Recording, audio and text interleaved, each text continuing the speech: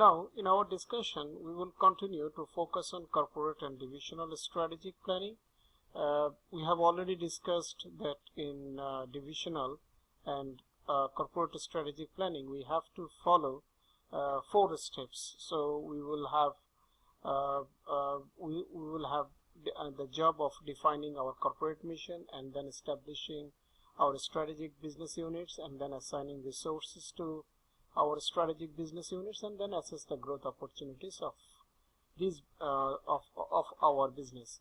And now, since we have already discussed about how to define our corporate mission and how that mission will also reflect our vision, now we will discuss on about how do we define our strategic business units and how do we establish them. So in this discussion, we will center on defining and establishing strategic business units. When we are talking about establishing business units, what do we mean by actually these strategic business units? So what are the components? What does it consist of? Let's just find out the components of the strategic business units. When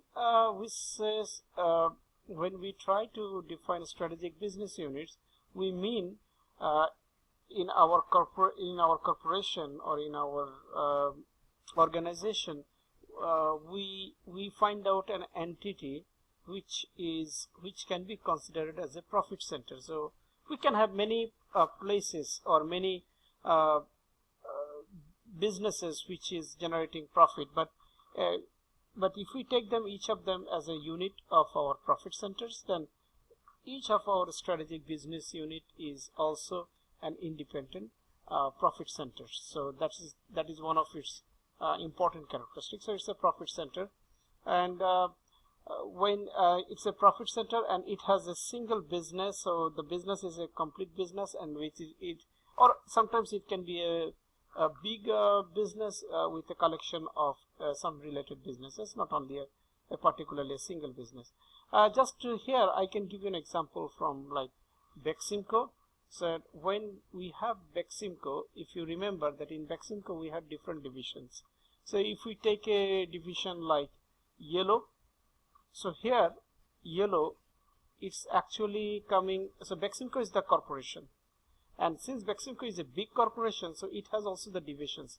And since you already know that Beximco, they call the divisions as verticals, so they have different verticals, and one of their vertical is like textile vertical. So in the textile vertical, they have also yellow, the retail brand. But under yellow, they can have 2 types of business. They can have like online, or they can have store sales, and they can just create an online brand for yellow. So there, yellow can be only a single business, only the store brand, or it can be also online brand. So it can be a single business and a collection of related business. The second point of SBU is it has its unique competitors. So in its own business domain, it has competitors. Yeah, some of them competitors can be direct, some can be indirect, some can be significant competitors, but they have their own unique competitors, and they are and the guy who is responsible to manage this business is responsible for also planning for its growth and also profitability of this business. So he is doing a complete job. He is not just working in association with the other business which can impact. No, he is in that corporation. No, he is doing a complete. He has given a complete responsibility to plan for the growth of his own business and also the profitability of this business. Okay, now if we move, when we have these business units, how do we actually define them? Usually in our practice, we will see that the companies can define a business according to the product, or they can define a business according to the market. What do we mean by that? Just giving you an example, that we can say that a product is basically a solution, and now we can just focus on a specific solution that we are offering now, or we can think about the the market, and actually we focus on the customer need. So we can focus on customer need and define that business according to the type of customer needs that we are trying to satisfy, or we can focus on specifically what we are solving, what kind of solutions we are offering now. So here you have some examples of companies like Xerox company. You can say that they are making copying equipments, or you can say they are helping customers, satisfying customers' need to improve office productivity. And here you have other examples like Encyclopedia Britannica. They can simply say that we sell encyclopedia, the solution, or they can say we distribute information. And then any carriers, and then you have a famous brand Carrier. You can say that they make air conditioners and furnaces, or you can say they provide climate control in the home. Now, when now we have this market, product definition, or you have the market definition. And interesting thing is, when we have product definition, that's very transient nature.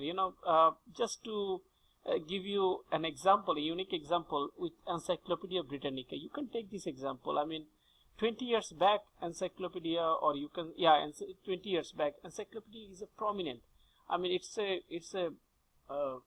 a great source of knowledge, getting the knowledge of the world in some volumes of book, and it was very costly, and people knew about it, and people found it quite a prominent source of knowledge.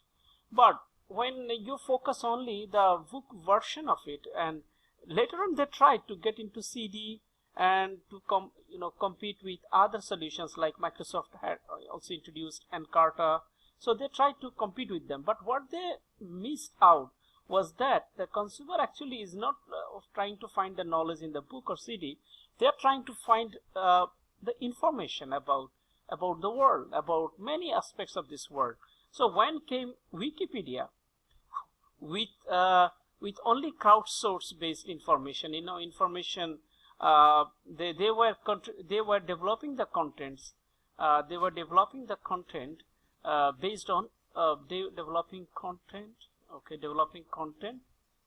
from the crowd. So there is no such expert panel to develop the information like Encyclopedia. You need to be a renowned expert to contribute there. But here you have this, you know that they may not be the best person to write it, but still with the good editing protocols and with the easiness and convenience of the information, you find that dominating now the source of information. And there also you find now Google is also working as a search engine, but with that it is also working like another encyclopedia for information. So here we see that the customer need keeps us grounded and focused on what really we are serving. So here we see that customer need, you can also call it as like target market definition. So you can call it as like target market definition, because here we try to define the market that we are. Sorry, I made a mistake. So here it is actually, here I am actually trying to find out a market. So I am trying to say that, look, I better write this one, because here the market that I am focusing right now is very clear, because here I can say that, look, I am just trying to serve the gasoline. The people who are looking for buying gasoline, I am serving them. Here I am buying to serve people. Here I am trying to serve people who are planning to buy copying machine, or who are planning to move with railroad. But here I say that no, look, I am trying to actually move people and goods from point A to point B. So here my definition goes like strategic. I say that anybody who can do that. So today, as a railroad, as a train, I can do that. And next time it can be like Tesla with their Hyperloop. So I need to compete with them. If Hyperloop comes in my way, I have to compete with that. So here I get the focus that I have many competitors other than the traditional railroad. So here comes the importance of strategic market definition when we focus more on customer needs. And here we see that in our focus we only see the current market, that what is our current market. But when we focus on customer needs, we see that we can look into the potential market, that potential market, that what can come in future and who can be the potential users of my product. So moving on, if we want to see that when we have a choice to define our business, in how many ways we can define this business. In our business, we can define in our business, when we have scopes, we can distinguish the scopes in 3 different ways. I can say that one dimension is what do we serve. So what do we serve, or what do we try to satisfy? So we try to satisfy here. We try to satisfy what kind of customer needs we have to. We can define that, and also who do we serve, the customer groups. We can define our company accordingly, or we can say how do we serve it. So in our book we have one example. We have an example of a lighting company, and they are trying to develop incandescent lighting system for television studios. So who is their target market? So who are they serving now? Television studios. And what do they serve them? They serve them the lighting system. So lighting solution. And how do they? What kind of technology they are offering? They are offering incandescent technology.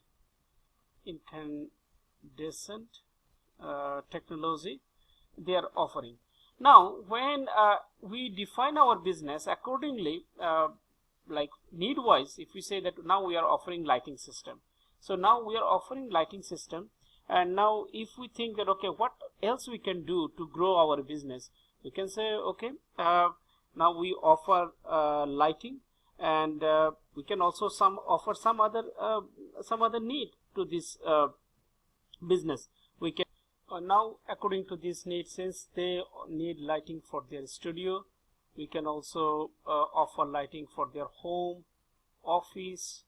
So here we try to fulfill all their needs for different domain. So that's about the need of lighting. Accordingly, we try to grow with fulfilling that needs in more other areas. Or if we say that no, we will rather focus on our customer group. So our customer group is television studios. Now we offer television studios. We offer one of their need, which is lighting.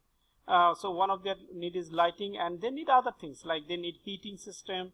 So we will also move on to serve their heating system and all other different needs that television studios need. So we will try to fulfill them.